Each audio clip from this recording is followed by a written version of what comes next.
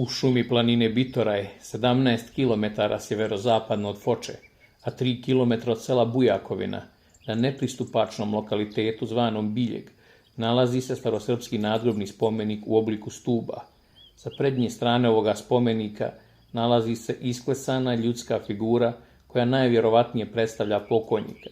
Sa druge strane također ukrašen figurama dvije osobe, vjerovatno žene i djeteta, dok se pored njihovih glava nalazi krug u čijem centru je krst koji ga presjeca na 4 dijela, a iznad njega se nadvila loza.